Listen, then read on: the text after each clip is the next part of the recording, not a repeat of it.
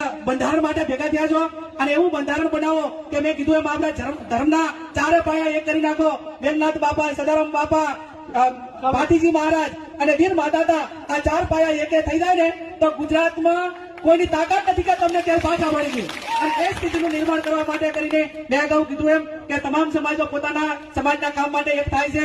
આજે આપણે પણ બધા એક થયા છે. હજુ પણ આખા ગુજરાતના ઠાકોર જેટલા ધારાસભ્યો હોય, માજી ધારાસભ્યો હોય, મેં તો બધાને લેટર લખ્યો છે.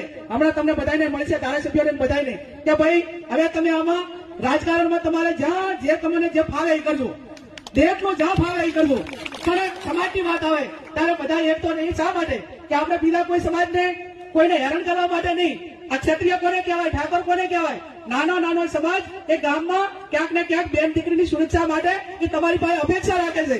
અને તમે પોતે તમારી રક્ષણ કરવા માટે સક્ષમ ના હો તો તમે બીજાનું રક્ષણ કઈ રીતે કરશો? આજે નાનામાં નાનો માણસ એમ કે ઠાકોર સમાજના 5 આગેવાનોને બોલાવો.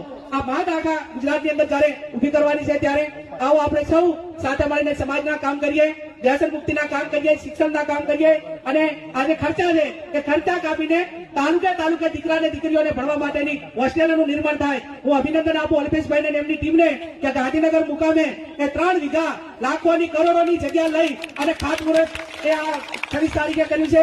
અને આવનાર સમયની અંદર સમગ્ર ગુજરાતના ઠાકોર સમાજના દીકરા દીકરી એમાં સર્વે થાય અને જેનામાં હુનર હોય, જેનામાં ભણવા માટેની એની ક્ષમતા હોય અને એને કઈ રીતે ભણવું છે એ આવનાર સમયમાં બધા સાથે મળીને, હવે ગાંધીનગર કે નતું તો ગાંધીનગર પણ તેના ખાતમુહૂર્ત કર્યું છે. ટૂંક સમયમાં એનું નિર્માણ થશે અને તમારે ભણતર હશે તો બધું જ આવી જશે. એટલે ભણવા માટેની પૂરેપૂરી જેટલી મહેનત કરવી પડે એટલી કરો.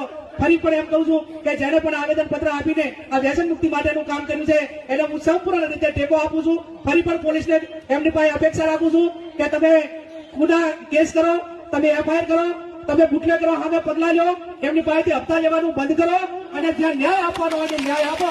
એ શબ્દ સાથે